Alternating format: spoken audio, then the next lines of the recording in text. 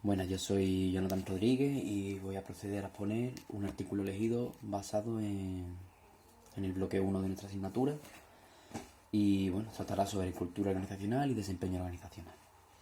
Y bueno, empezaremos con un índice donde diré un resumen y bueno, lo más importante de la presentación, que es la cultura organizacional como concepto y sus elementos, y el desempeño organizacional y sus elementos, enfoques, modelos, etcétera, y la relación que tienen entre ellos. Luego, con una pequeña conclusión, concluiremos.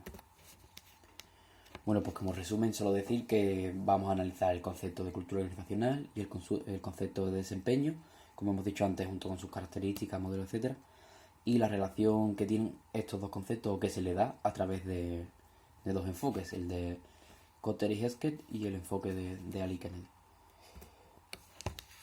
Bueno, pues para introducir, el concepto de cultura organizacional siempre ha sido tema de controversia, ya que los autores no se ponen de acuerdo.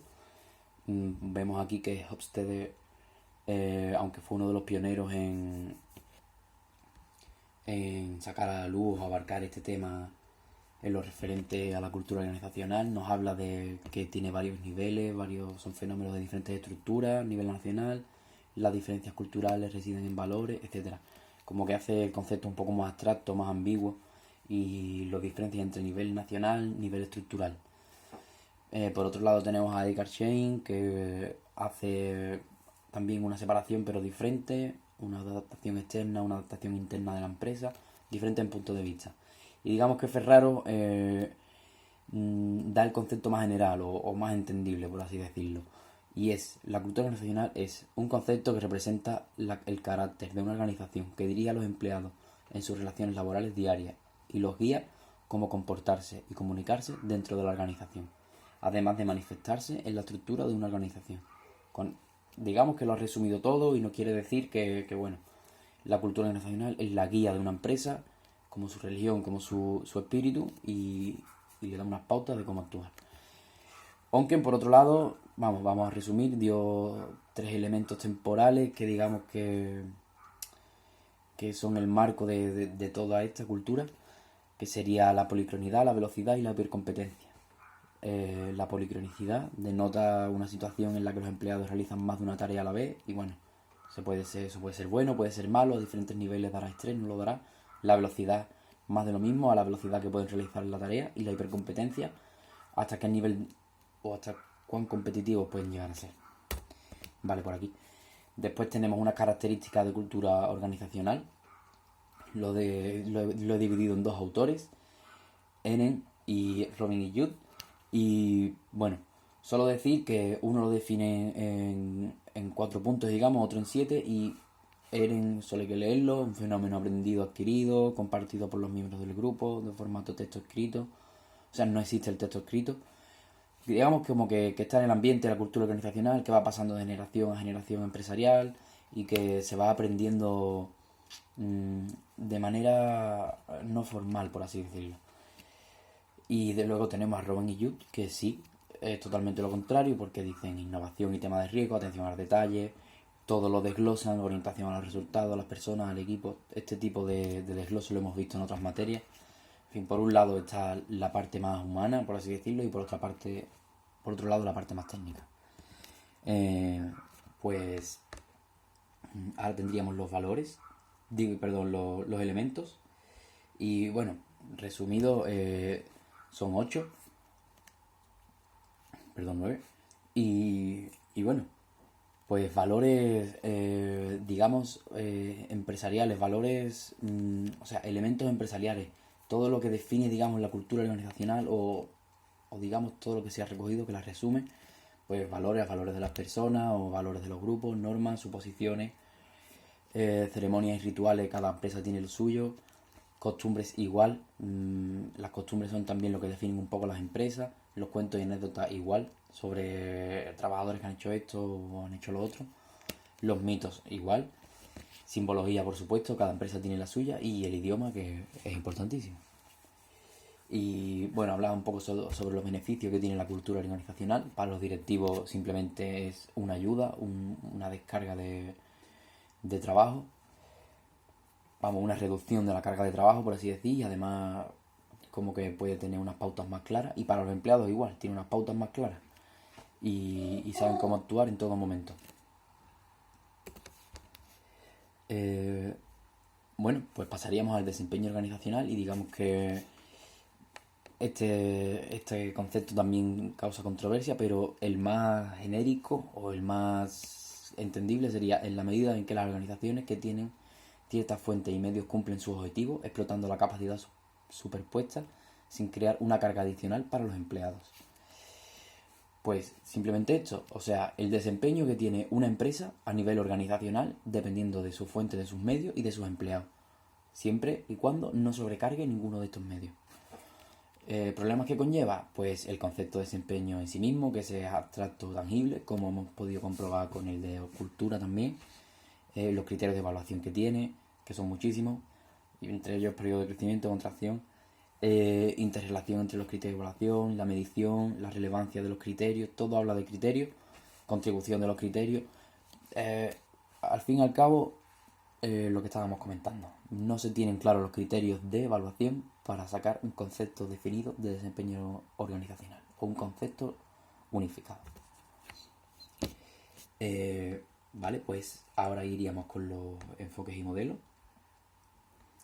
Y bueno, hay que decir que existen muchísimos modelos. Yo he destacado estos 4 porque son los que se tratan principalmente en este artículo y los que le dan más importancia, pero bueno, solo decir modelos de meta, pues bueno, cómo llegan a la meta o cuál es la estructura para llegar a la meta de cada empresa, y así enfocan su desempeño, decidiendo de qué manera se llegará a las metas o objetivos que quieren en la empresa, siempre hablando económicamente de beneficio. Modelo de sistemas abiertos, eso significa que cómo ha conseguido la empresa los recursos que tiene y de qué manera los va a repartir o de qué manera los va a sobreponer, etc. Modelo de circunscripciones múltiples, es decir, las motivaciones de cada uno. Y bueno, más que las motivaciones, el nivel de satisfacción de cada uno, digo yo, de cada rango de la empresa y cómo conseguirlo, cómo llevarlo a cabo, qué importancia se le da o no se le da, etc. Y el modelo de cuadro de mando integral, que nos quiere decir, pues bueno, el desempeño en diferentes áreas que tienen las diferentes personas, dividiéndolas por importancia, etc. Y aquí a la derecha una tabla con los criterios del desempeño, los que antes hemos estado hablando. Y bueno, solo decir que ninguna empresa los tiene todos y las empresas se definen porque supongo que tienen algún tipo de empresa tendrá uno y otro tipo de empresa tendrá otro. Todo depende de la cultura organizacional, que es el concepto que hemos visto antes. Bueno, eficiencia moral, gestión informática, control, etc. Vale, la relación que tienen estas dos teorías, como hemos dicho antes, las veremos a través de 2 enfoques.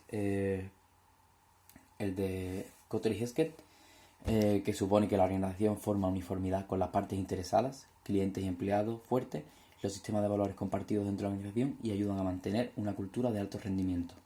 Bueno, que no solo es la empresa interna, por así decir. Siempre hay relación con el mundo exterior, siempre hay relación con empleados, con clientes, etc.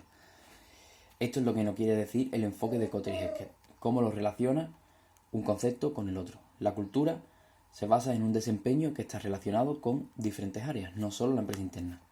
Y según de Ali Kent, una cultura fuerte puede tener un gran impacto en el éxito del negocio, ya que facilita a las organizaciones aprender de los éxitos y fracasos pasados. Y este enfoque trata totalmente de lo contrario. Quiere dar más importancia a la empresa interna, yo le digo interna a, digamos, el núcleo empresarial, directivos, empleados de alto rango, etc. Y nada, pues estos serían los 2 enfoques.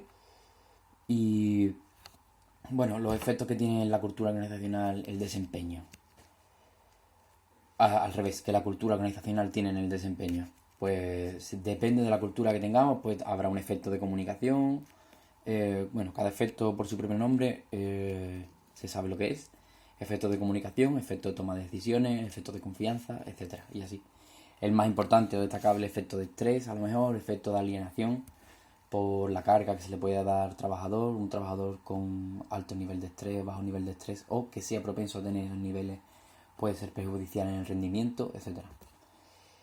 Pues como conclusiones, pues lo que podemos decir, lo que hemos dicho hasta ahora, que tanto en el concepto de cultura organizacional y desempeño organizacional no hay todavía un concepto estable, por así decir. Siempre va a haber diferentes puntos de vista y con diferentes características.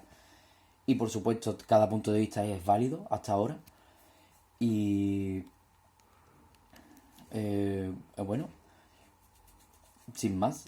También decir que, aunque sean conceptos abstractos o conceptos que no están definidos, son importantísimos en cada empresa. Todas las empresas tienen una cultura organizacional, por tanto, es algo muy importante, o lo más importante, diría yo. Y nada, lo que destaca sin duda es la gran controversia de los conceptos. Opinión personal, que bueno, al final os dejo un vídeo sobre una empresa, por si da tiempo ponerlo, etcétera. Y una empresa actual y su cultura organizacional, etcétera, y se podrá comprender mejor todo lo que he dicho.